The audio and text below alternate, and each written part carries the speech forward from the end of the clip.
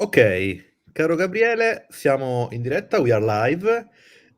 Saluto il nostro pubblico amatissimo, Gabriele, proprio amaterrimo di Semio Boomers, ma come immaginerete, se sapete l'oggetto della puntata odierna, sapete che oggi abbiamo un libro inglese curato dalla nostra Simona Stano, che vedete qui sotto, sempre nel suo profilo di tre quarti splendido che contraddistingue, diciamo, la sua forma pubblica visiva, e da Amy Bentley, quindi vado in inglese. So, hello Amy. Amy Bentley is one of the two editors of the book we are going to speak today. The book is this. Just a moment, I don't want Simona to be covered by the semi-boomer title. So, Food for Thought, Nourishment, Culture and Meaning. It's a volume edited by Springer, a very recent volume. Simona, I think this volume is out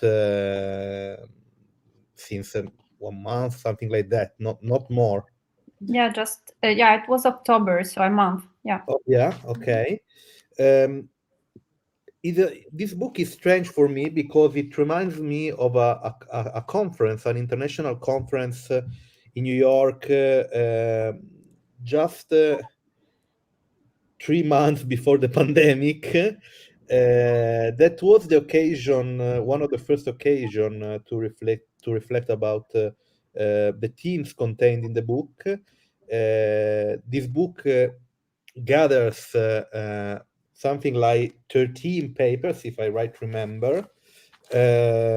These papers are not the proceedings of that conference, but are in some way related to some of the themes we talked about during that occasion.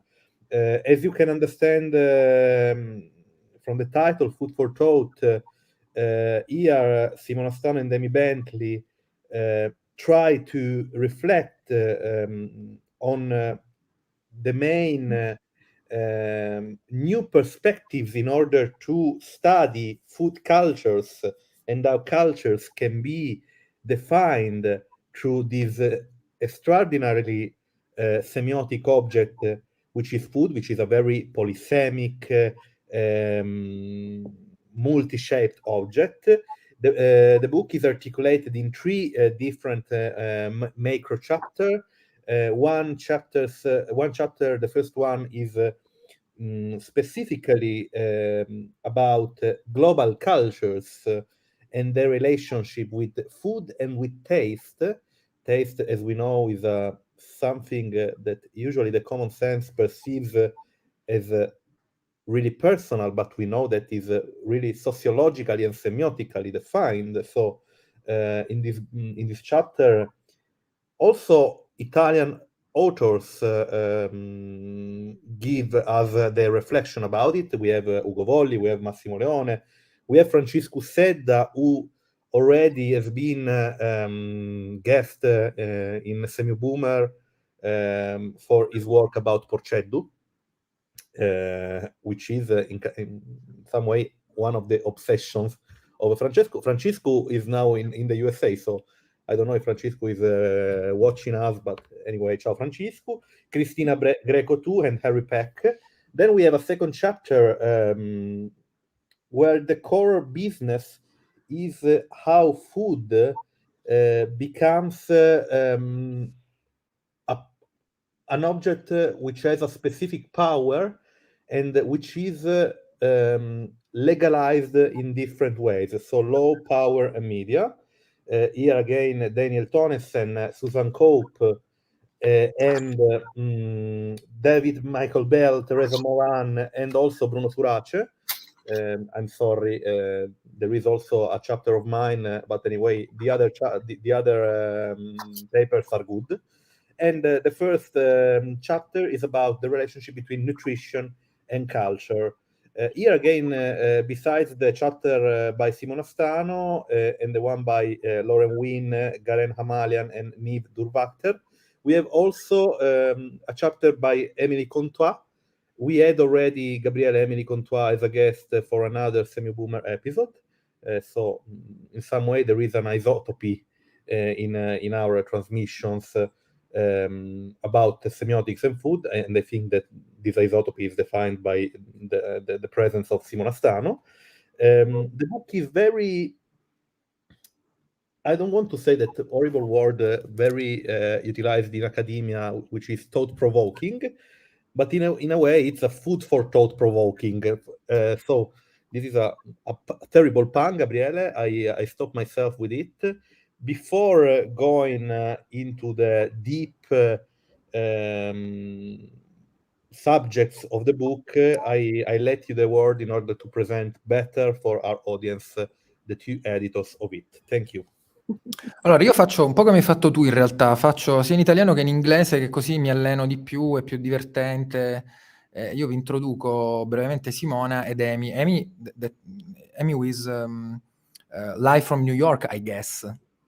Okay. So, what time is it in New York now? What time is it? Yes. 11 o'clock in the morning. Ok, thanks a lot for being here, Amy. Grazie Simona pure. Allora, Simona la conoscete, chi segue Lexia conoscerà i lavori di Simona.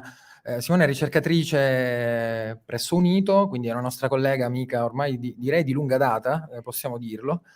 La faccio breve. È obiettivamente una delle specialiste di semiotica del cibo che abbiamo in Italia, nonché una specialista di semiotica del corpo. Non a caso le due cose sono collegate, quindi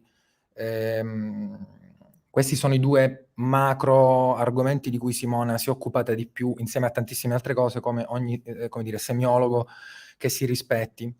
Simona ha vinto una Marie Curie incentrata, guarda caso, sul discorso del cibo e sui miti del cibo, che si chiama Confection, come sigla, che conoscerete per i nostri repost sempre di Lexia. È autrice di almeno 2 monografie, una in italiano, I sensi del cibo, l'altra in inglese, che è la sua sostanzialmente, tesi di dottorato remixata in forma di libro, che si chiama Eating the Other, se non sbaglio 2017, qualcosa del genere?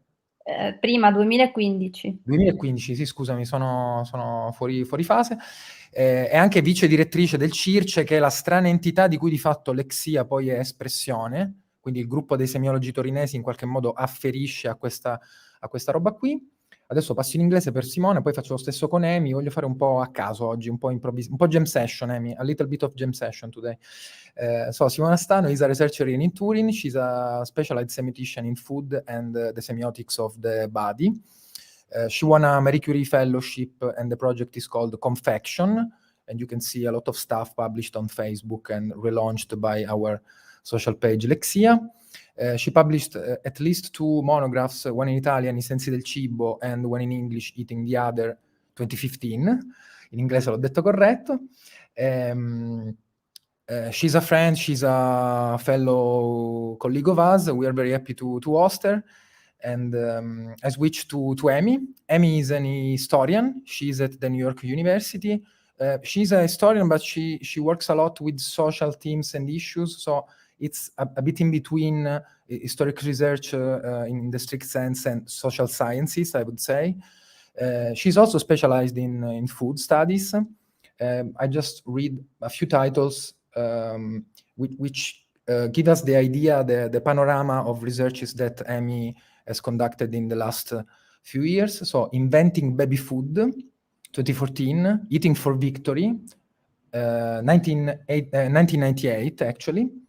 And then she, just like Simona, obviously Amy published a lot of stuff as a single author, but she also is an editor of a lot of publications that I cannot mention because they are way too much. But one of the most important ones is A Cultural History of Food in the Modern Era. So a really a book with a really wide scope and a milestone in the field and as a reference book. She's part of a lot of projects, journals. I cannot mention them all, but I want to mention something that struck me because it's really interesting for me. So I am saying that among her latest fields of interest as concerns food studies, there are these 2 subfields which are really peculiar and really fascinating, which are food in hospitals and food in religious communities. So something which is really at the periphery of the semiosphere, as we used to say by quoting Lotman. I saw something which is really interesting due to its paradoxical position in society, hospitals and religious community. I just switch briefly to Italian and then we start our jam session. So, quindi, Amy, New York University, è una storica del cibo che però si interessa molto, come ci insegna la storia del Novecento, per fortuna, non solo diciamo la storiografia con l'S maiuscola, ma insomma si interessa moltissimo di temi e di metodologie di ricerca sociale, quindi è a metà tra le due cose. Si è occupata di cibo con una serie di pubblicazioni che, vabbè, vi ho già citate in inglese, ma le ripeto perché la pronuncia è diversa, ovviamente. Inventing Baby Food, Eating for Victory, e poi una curatela che da ignorante del campo mi sembra un lavoro fondamentale per chiunque si occupi di queste cose, cioè A Cultural History of Food in the Modern Era. Amy fa parte di tantissime attività, come dire, in qualche modo di para-ricerca, quindi progetti, comitati editoriali di giornali specializzati in food studies. Non li posso citare tutti, mi piace ricordare perché è una cosa che mi ha colpito e mi intriga, e mi andrò a leggere le cose che produce in questo ambito. Gli ultimi due sottotemi di cui si sta occupando tanto sono il cibo negli ospedali, mi sembra una cosa fantastica, e il cibo nelle comunità religiose, che in qualche modo forse è un tema un po' più tradizionale, ma comunque sempre peculiare. Va bene, I switch back to English, and actually my first, Bruno, if I can start with something very, okay. As any publication that Simona has launched and proposed to us, or that we found interesting and so on and so forth, has the specific feature to be organically, naturally multidisciplinary, because semiotics is like a parasite of other disciplines, as I always say, and at the same time, the semiotic gaze can be enlightening to other perspectives, which maybe have different focuses, different specimens in the methodology. So there is always a good balancing between semiotic studies in the strict sense and other approaches in the publications that Simona, that we presented together at Semio Boomer, for example. So my first question is a methodological one. How important is to put together, for example, the historical approach, which my personal idea is that the historical/philological approach to a given subject is fundamental. On the other hand, we have this, I would say, linguistic and textual focused approach, which is the semiotic one. And we know, because why this kind of question? Because we know that historically semioticians and historians didn't get along so much, but actually in recent times this is something that we completely overcame. So we are now in another era, and there are no strong fences between disciplinary fields. But I want to know your personal opinion. How important is to put together and to balance an historical approach and I would say linguistic and textual approach, such as the semiotic one? I don't know if maybe Amy, just to... Okay. And then Simona. Okay, I'll go first. I'm primarily a historian, but I call myself a cultural historian, and my training was in American Studies, which is cultural history, and employs methods from linguistics and sociology, and is very friendly and open to philosophy and other types of textual analysis. But I would say that is not, as you were saying, Gabriele, that's not always been true in history, formal history training. Historians have been very late to being open to linguistic interpretation. They're very careful to only say what they feel like they can prove through documents and citations, primary sources. And so it was very, it took a while for them to feel comfortable pushing those boundaries and being a little bit more imaginative and employing semiotics. But my training was more friendly to that. And so I was very comfortable moving into this world of analyzing, in my case, 20th century US history, which has been my main focus, but looking at symbolic meanings, looking at language, reading visual photographs as signs, for instance. And I feel like that is a whole package that makes a lot of sense. We need to understand the history of a phenomenon to really understand its contemporary location, but we also need to understand that thing semiotically and symbolically, philosophically. So it is really nice, as you say, that the two have found more comfortable places together, understanding that their theories complement each other, their methods complement each other instead of oppose each other. So just an example is I have a colleague in public health who was trained in a more medical model, scientific model, very unused to thinking about semiotics. And it took her a while to figure out that, if they wanted to educate the public of, the importance of exercise or not drinking too much soda or, healthy eating, that they just couldn't put words up on a poster and put it up in the subway and people would understand and respond to it. It took her a while to realize that she needed to employ tools of semiotics, advertising, to understand how to reach people in that symbolic, cultural way. And to me, that was like, what? You didn't know that? That was, because that seems very, very natural to me. So it's interesting to see how the disciplines have been in their silos for so long and protective of those silos. But now we're much more comfortable crossing boundaries and collaborating methodologically, as it were.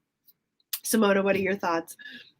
Yeah, I totally agree with you, and thank you very much, Gabriele, for pointing that out. I think actually that is one of the main achievements of the book, and of the conference in New York too. I mean, we are very happy about the way we succeeded in making different disciplines, including sociology and anthropological looks, to talking to each other.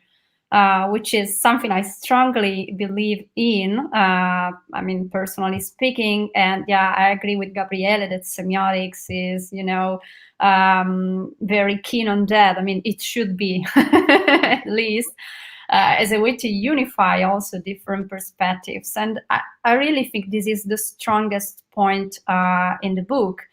It is also one of the strongest achievements in my European project. My project was born from an idea I had, so to work on some aspects that are generally considered very material, very related to the material sphere. So nutrition and the aspects more related to, some parameters which are generally thought to be material. And then, I just stopped and thought about it, and I thought, okay, no,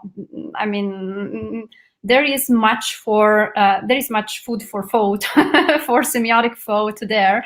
And so I just wrote the project, and I found Amy's book, the one on baby food, inventing baby food. And so I read the book, and I was really fascinated with the book. So and the same happened when I participated in their lectures in New York. And so I was so fascinated by, her profile. She's a food historian with a very strong profile in history. But still, I found, the book and their lectures so semiotic. So, and I'm happy that Amy is not offended by that. So it's a compliment. So. Oh no. But yeah, I mean, so I'm so happy because yeah, it has been so fruitful working together. Yeah. I mean, the two of us, and then with the guests of the conference, and it was a struggle too because we had to work very much on the conference before, and then on the book. It took so much work for us to make this mechanism work because that's not that easy.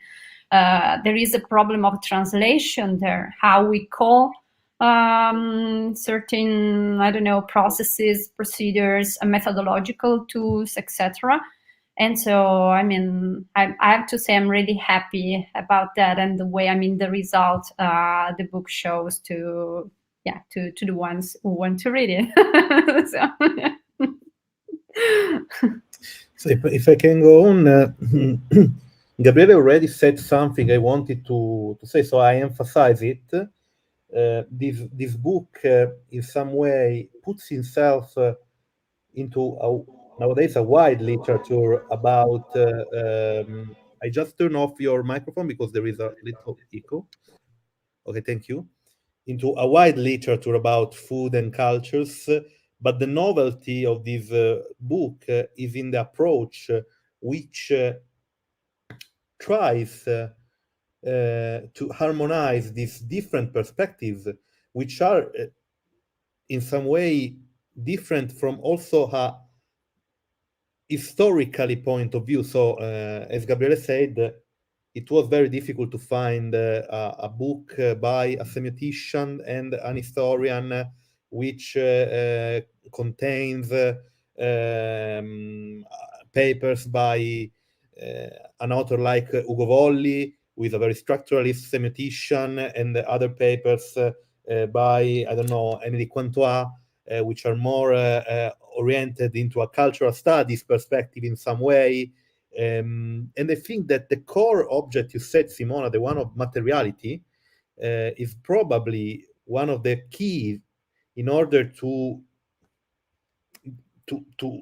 make this attempt something successful. So I would like to ask you, also because I know you're working on this connection between, as Gabriele said, food, body, but also cultural ideologies connected to bodies and to food. So you're working on a fringe zone where the symbolic becomes material, the material becomes symbolic, and so there is this strange bipolar relationship. How do you work? Because I think it's in some way it's challenging, and so this is good. But do you feel comfortable staying in this kind of strange border between disciplines, between what is symbolic, so it transcends materiality, and what is real? Because food is something that first of all goes into our mouth, then into our stomach, and then it goes out in certain ways, and so on and so forth. So this strange object of materialities is a crossroad between approaches, disciplines, theories, and probably one of the main points we can work on developing a new kind of social semiotic material methodology. Thank you, Bruno. I think that's a crucial point, actually. Well, that is the basic, let's say the starting point. I mean, as you said, we eat material stuff. So we have some materials we introduce into our body digests them. And so, I mean, we know how it ends. And so I won't stop on it. But still, I mean, from the very beginning, we decide what we want to ingest and what we could not, I mean, we cannot ingest. I mean, and of course, we have some material reasons for that, because some substances cannot be simply digested by our body, so they are dangerous for us. They can kill us, but still, we have cultural patterns deciding what a group or a society or a culture, depending on the point of view, eats and what it does not eat. Then we have some ways to eat substances and other ways that can be adopted. Also, we have many futures concerning the way we cook food, the way we eat food, the way we share food, the way we think about food, and also, let's say, the very scientific discourse about food is, in my opinion, very related to this same phenomena, because and that's related to ideologies of food, because every day you can read a specialized journal or just a newspaper, and they tell you that this food is good for you, that food is bad for you. But there we have the main principle illustrated by Levi-Strauss, good to think at. So that's the crucial point. And so it's about thinking, about thought, and so about culture. And I think this is really what opens the space, the floor to different disciplines, because you can have an anthropologist, studying how communities eat food, how they share it, etc. So you can have a sociologist working on different generations or class issues. You can have an historian focusing on the history of these practices. You can have a semiotician working on that and wondering, about the meanings underlying these practices. And so I think that's, anytime I have to explain to the students or to the people I talk to why we can talk of a semiotics of food, I actually start from this very point. It's just there in the beginning. So it's actually the passage from materiality to what we do with these material substances. So I don't know what Amy thinks about it, but yeah, I think this is. I agree completely. And I'll just add to what Simona said that people don't eat nutrients. We don't eat vitamin A or carb. We talk about those things, but we consume those things in the form of food, I guess, unless you're being fed intravenously in the hospital or you decide to drink all of your meals via Soylent, a shake, but that's still a material substance, actually. So for folks who are studying nutrition, who want people to eat better and more healthily, you have to focus on the food. You have to focus on the history, the meanings, the way it's embedded in family and class and culture structures. Just as Simona was saying, its symbolic importance. And that's where you start with people to get to this point of how can people be healthier? And even that idea about health is somewhat culturally shaped as well. So we can't escape ideas about culture and meaning if we wanted to. If I can take back the word, I don't know if it's an expression in English, but anyways, if I can intervene. As you may have understood, Amy, I'm really keen on the methodological side of all the stuff, but it's something that allows us to go into the single chapters and papers, because we already talked about the relationship between textual disciplines and more historically grounded disciplines, and in between, obviously, we have that gray zone made by a certain approach to cultural studies, site-specific studies, which is the way in which I generalize, for example, American studies and so on and so forth.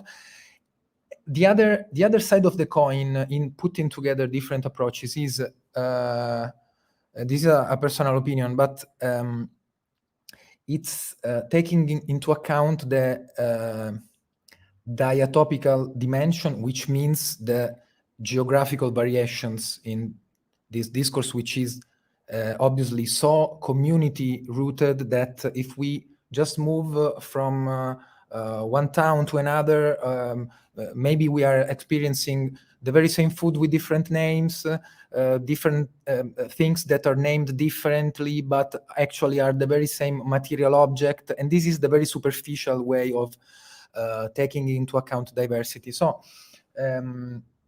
on the one hand, diachronical dimension, diatopical dimension, so change in time, change in history from point 1 to point 100. And actually, we can do the same in talking about the geographical dimension. For example, the book, after a few theoretical statements, I would say, for example, the essay by Ugo Volli, and some case studies which are very specific, but at the same time are the pretext to propose some general interpretations of the food phenomenon. We have actually a long series of case studies from Lebanon to New York to a lot of other Middle East again, and Japan. So there is a rich asset of menu of case histories. What I would say to you to as a hint for further discussion would be, again, how important is because this is a very semiotic statement that we are obsessed with, the idea that meaning comes from comparison, and so from difference, obviously. And I cannot understand the Italian food discourse unless I would study French, Spanish, English, and so on and so forth, food discourses. So meaning stems from comparison and differences. And I would ask to both of you, even though I know the answer by Simona, maybe, but how important is this ethnographical dimension, even if it may be mediated from literature? Because I know that Simona studied a lot of food cultures directly. So actually, as an anthropologist or ethnographist, being in place, in sight, and doing stuff, interacting with the corpus. But obviously, there is another approach, which is, for example, studying literature, I mean novels, in order to understand how the French food discourse was brought to public discourse in the 18th century. Okay, I cannot go there, but I can still through text. So sorry, the question is confusing, but the idea is that how important is the cultural experience of the food discourse that we can have by changing place, and how important is that even in a mediated way, in order to build a general discourse of food, a general understanding of this very complex and ever-changing subject.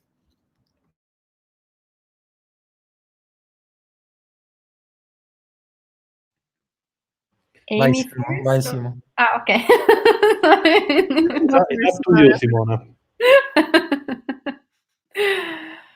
Well, I mean, when I was talking about translation before, I was just referring to these dynamics. Actually, it's kind of, I mean, you have a lot of problems there. The first one is how to define the object of your study, which was a problem I had to face in my doctoral studies when I actually tried to adopt an ethno-semiotic and socio-semiotic approach, which is a real struggle. I mean, on the one hand, because you have to learn how to work as an anthropologist, as an ethnographist, for instance.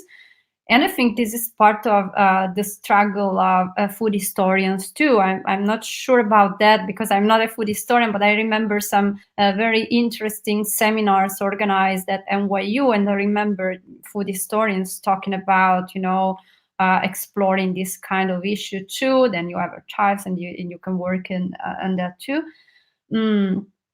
But then, I mean, it's trying to, in our case, so trying to set the borders of a textuality, dealing with, the problem of subjectivity, and that's the crucial point, and then working as a semiotician on that. I mean, when I was working on that, for instance, I mean, it was very difficult, and so I tried to focus on the spatial dimension because that allowed me to distance myself from what I was observing, and there was a good, I mean, in the end, it was a good solution for that.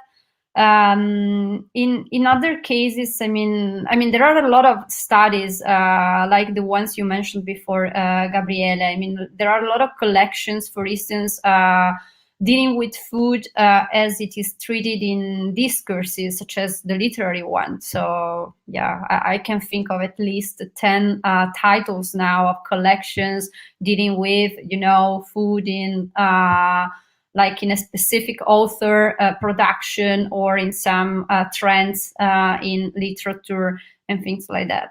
I think the struggle of a different approach, so trying to mix with an anthropological look, a sociological look too, which was a struggle some of the authors in our book, in our edited book, tried to go through.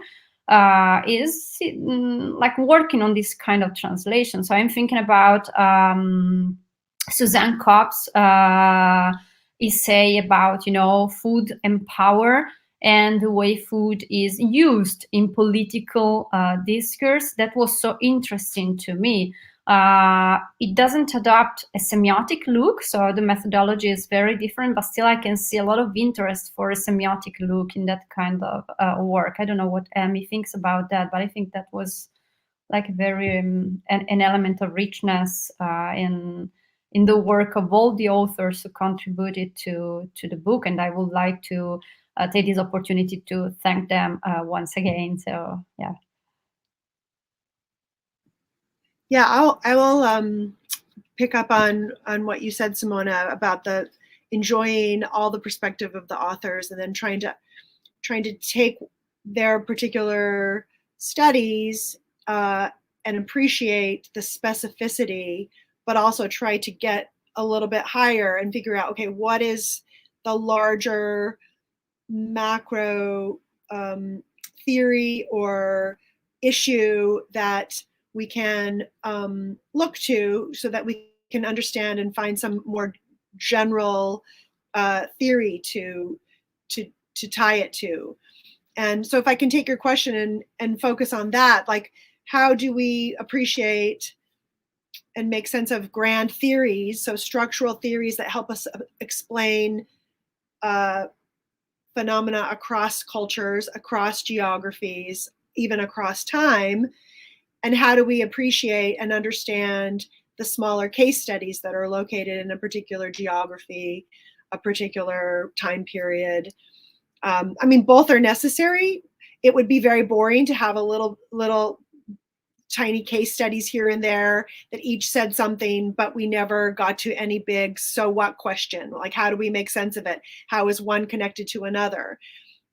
But I'm, as a historian, I'm also I'm suspicious of grand narratives, of grand theories that try to explain all phenomena across cultures and geographies without taking into account specificity. So I'm comfortable at that intersection. I feel like we can't leave either. We can't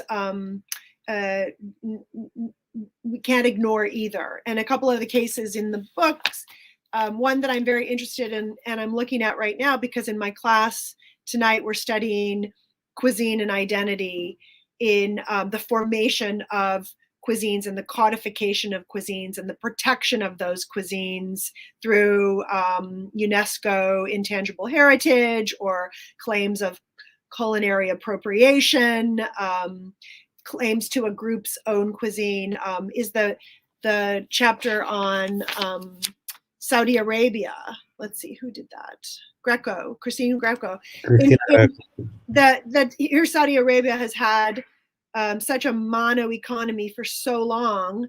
Now it's looking ahead and realizing, oh, we better diversify because the future of oil is looking pretty grim. Oh, let's pump up tourism. Let's talk about our food. Let's use food as a touristic device. And I just think that's such a fascinating moment of how a government or NGOs are going to create heritage. Some of it invented, some of it with some relevance, and shape it not so much for an internal citizen, but for the outside world, for a way to consume Saudi Arabia as a tourist. I think that's just such a fascinating case study, and we're watching it happen in real time. That's my thought. This is very interesting. You, Amy, mentioned directly the book, so I keep on talking directly about the book.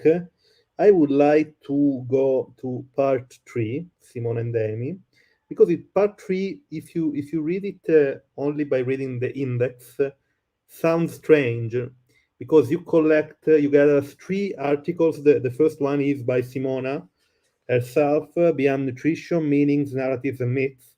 Then we have an article by Emily Contois, which gives us a peculiar perspective about probably one of the more contemporary themes about food, which is the relationship between gender issues, gender identities, and food.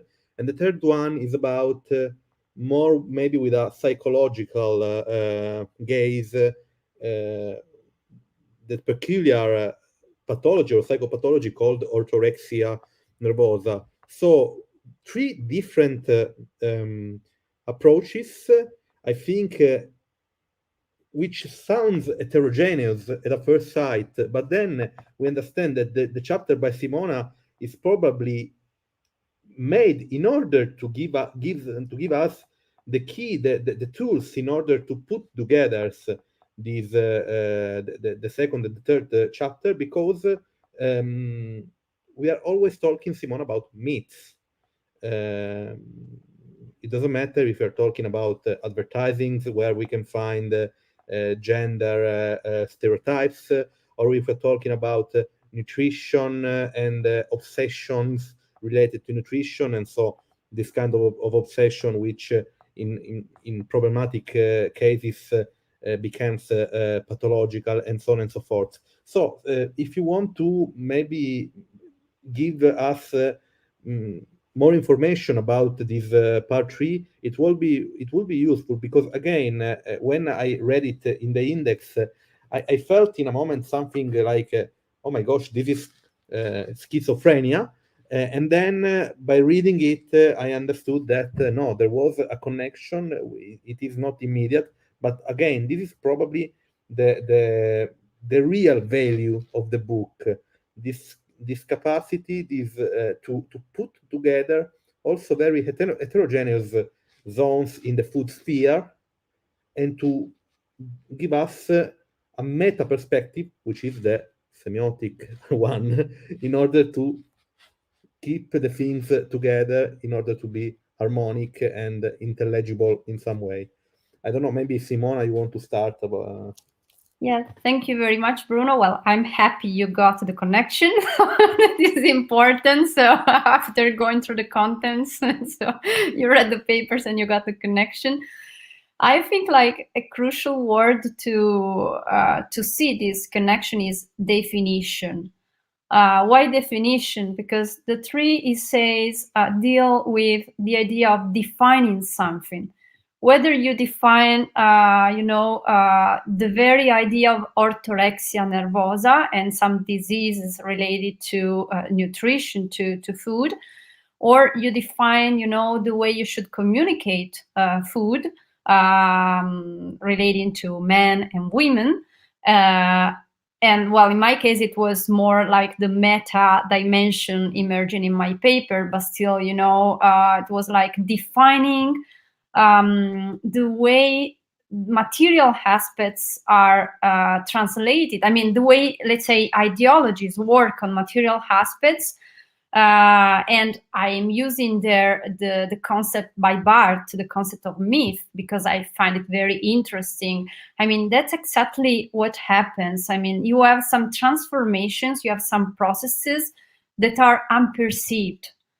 And so, that's very interesting in a semiotic perspective, of course. And so I think this gives like the key to understand the other 2 papers, which actually deal with these dynamics from, let's say, not a macro, but a micro perspective. So dealing with the very definition of orthorexia nervosa, and I really think they, categories.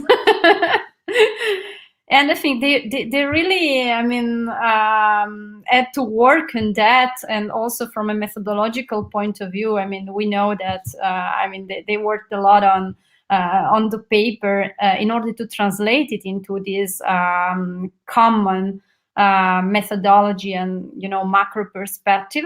And also, the essay by Emily, the same. I mean, I worked myself on the representation of nutritional discourses. So I focused more on the images used in magazines, for instance, in order to promote diets for men and for women. And that's so interesting also because it goes back to the relation between the body and food, which you referred to previously.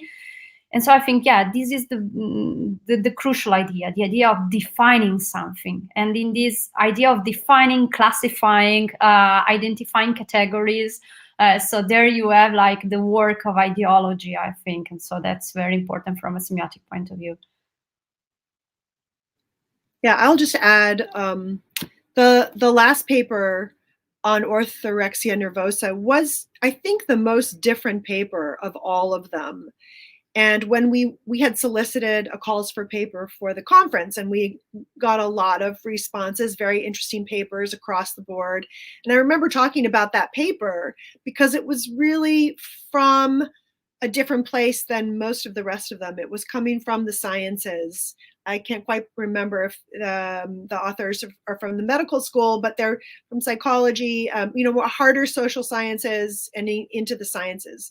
So very much coming from a medical model, trying to understand a disease like orthorexia nervosa, but they were trying to cross the methodological divide and talk about representation, talk about definition, talk about social construction of illness and disease. And we found that important. We wanted to include it for that very reason, because I find that's the hardest divide to bridge, the humanities, soft social sciences with the sciences. There's just very different conventions. So they start with very different assumptions. Their ideas of proof and data are very different. And so I find that challenge really important and compelling. I feel like we need to talk to each other. We from the humanities, theoretical perspectives need to talk to and understand where people, researchers in the sciences are coming from, because we have something valuable to share with them, but yet we need to understand their conventions and appreciate what the sciences offer and incorporate some of those methodological assumptions into our work as well. So I feel like this was a great opportunity to include this paper into the collection. And I think Simona's essay really frames it nicely in that last section. You both mentioned a few seconds ago one keyword that it's a keyword for anybody in any context, but in a semiotic perspective has some specific references to that are entangled by this word, which is ideology. Okay, so we have Umberto Eco, Ferruccio Rossilandi, and a lot of other guys, but maybe and also Roland Barthes, obviously. My question is, I speak to Amy just for a second because I want to put the context in the text. So you are in New York, and New York is definitely one of the first places I refer to, and I think of if I have to think of the most up-to-date trends in lifestyles and in culture in general. So New York is on the forefront of forms of life and lifestyles in general. So, for example,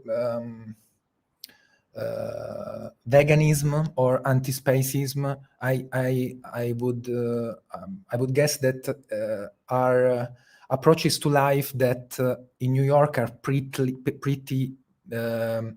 crystallized, are rooted, are grounded in the in the community. So I have to do some premises before to ask the question. We today look at phenomena even on the linguistic side of them. For example, food porn. Okay, food porn, we know that is a category coming from a patriarchal approach and gaze, because it's the way in which women should present food and so on and so forth. And actually, even the most conservative scholars or people dealing with, for example, food studies are actually taking it as something that it's granted today. Historically speaking, this phenomenon comes from a certain context. We are not so comfortable with this kind of taking for granted, okay, as regards something that really intrigues me, and I like to study that, even though I'm not a believer or user or a person directly involved in that lifestyle and ideology, which is, as I was mentioning before, anti-spacism, and so the veganism that comes after that. So, for example, there is the beautiful essay by Francisco, which is focusing on a very specifically ethnographically speaking phenomenon, which is the porceddu, which is something like an icon, a mythology, a way of conceiving the relationship with the territory and with the other. So it's something that's really grounded in history, and it's something that we can find in almost any culture with differences concerning the very specific subject. So the question would be, how important, for example, going beyond the contents of the book or the conference, but speaking about your experience as food scholars, both of you, how important is the intermission, the contamination, I would say, between personal beliefs and ideology and what you do as a researcher? Because today we take for granted that, it's a silly example, but just because it's very famous, that food porn implies a specific gaze, but we are not so comfortable with saying that porceddu is in the very same position, but with other issues of identity that regards new forms or most recent forms of animalism, for example. So what do you think of all these complex issues? So the personal side and the scholarship side, how would you describe yourself in this fringe aspect? I'll start briefly. Of course, it's really hard to separate yourself and the lens through which you observe and understand the world from larger, different cultural assumptions. So it's difficult, but it's not impossible. And I think we must do that as researchers. It doesn't mean we can't have our own approaches and viewpoints and practices. We just have to understand that there's difference out there. And you mentioned vegetarianism, which is a big topic. It's a growing movement. There's environmental reasons, there's animal rights, welfare, there's religious, there's a health reasons why it's a growing phenomenon. And many of my students are very committed vegetarians or vegans, which is great. And we explore those topics. But I also am very adamant that I need to point out that they're coming from a specific place of privilege. They are, by and large, American citizens in a very wealthy city, very cosmopolitan city, a city where we can get anything we want in a minute's notice. And even though they might not feel wealthy in comparison with the rest of the world, they have a lot of advantages and wealth. And I try to remind them that in many parts of the world, to eliminate entire categories of food like meat would be a total luxury and also unthinkable culturally, as you mentioned with the porceddu. why would you do that? How could you do that?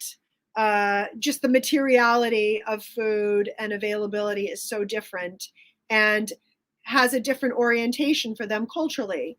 So I always try to point that out, that they are coming from a specific place, which makes sense and has a logic, but it is not the same by any means as everyone out there. So you can espouse your views, but you need to understand you can't cross the line and assume that everybody should have the same views that you do.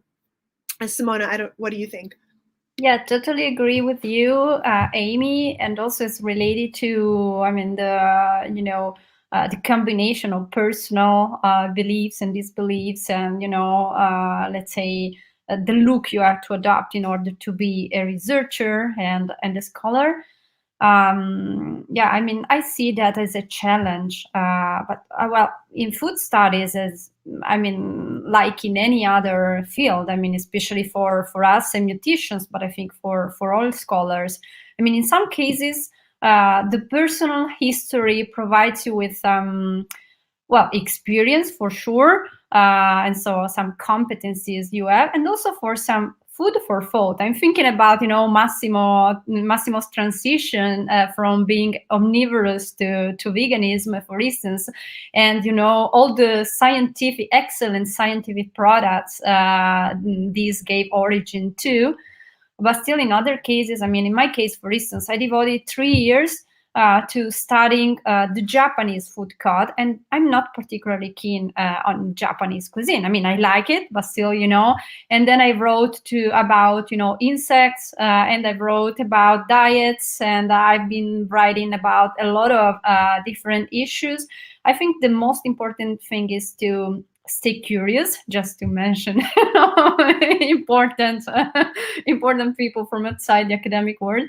And that curiosity is the most important aspect of our look as scholars too, because it's accepting the challenge to go also sometimes outside of your known sphere. I don't know what Amy thinks, but yeah, I see myself as a really neophilic person. As regards to substances, because I really love to try different foods from around the world, and also different ideas and ideologies too. Also, I was myself vegetarian for 2 years. In the past, and it was a while ago. And so I'm studying veganism and vegetarianism too, because I'm really interested in the topic. And so, and also, there are so many sides of each issue, as Amy mentioned. We generally do not consider, but or we do not stop on, but that are very important. Well, maybe before ending this episode, I would like to ask you a curiosity about an object I know is very close to Gabriele's interests, because it's what we can call post-food. So maybe the food of future. If we read, for example, some of the transhumanist manifestos or similar literature, we know that one of the hypotheses also related to the ecological crisis and to also the ethical problems in general related in the production of food, whatever the food is the answer is to produce very chemical substances just to feed us in order to satisfy our nutritional needs, and in some way to abandon all the things related to a kind of culture of food which is seen as something ancient, as something we can live without. This is, of course, an extremistic hypothesis, but if we go to Amazon right now, we can buy, for example, some of these beverages. We drink one a day, and we have all the nutrients we need to live. I think it's a very interesting field to investigate. In some way, it destroys probably all the discourses about the relationship between food and humanity and replaces them with a kind of new anti-ideology, non-ideologically, but in the same way, ideological perspective about food. I don't know. I know this is not the matter of the book, but maybe it could be the something for a new book, for a kind of upgrade of the book. Of course, the famous Francesco writes in the chat the famous Soylent, which is one of the obsessions of Gabriele. Maybe this could be the final question to you, because in some way this is also culture of food, albeit in a very extremistic and degenerated, if you want, way. So I leave you the floor with this final question. Amy, if you want to start, or Simona, it's up to you. I'll start quickly. I try to keep an open mind on these things. I mean, personally, that kind of consumption isn't appealing to me, because I think, well, where's the fun in it? Where's the commensality? Where is the pleasure? So it wouldn't necessarily appeal to me, but I also realize it may be very, very appealing, and is appealing to other people for whom those things aren't important, or those things are traumatizing, and it's better not to think about food. I can't predict the future, so I'm not going to try, and I'm not going to try to condemn certain ways of consumption, and not, at least right now. I'm trying to maintain an open mind. I don't know. What about you, Simona? Yeah, the same for me. I mean, I would say these are actually discourses denying food as we like to think about it. There always been, I'm thinking about futurism. If you think about, futuristic discourses on food, there's a denial of food and commensality there too. You have nutritionism, which is very popular right now. So thinking about food mainly in terms of nutrients, that's a way to go towards that. And then you have a lot of, manifestos like the one you mentioned. Well, when I think about that, I cannot predict the future either. So, but still, when I think about that, my mind goes to a very interesting scene from The Matrix, the movie. The betrayal of one of the characters has to do with the food. And I think that's not a casualty. It has to do with taste, the idea of taste. So, I mean, it's so impossible to me to think about food, leaving taste aside. And so that's the main issue. The beef stick, that's the scene. I mean, the betrayal deals with that, is eating the food and say, I know this is not true, but still it is so good. And I think that taste is a crucial point in that. I cannot really see the food sphere without taste. Yeah, that one, precisely.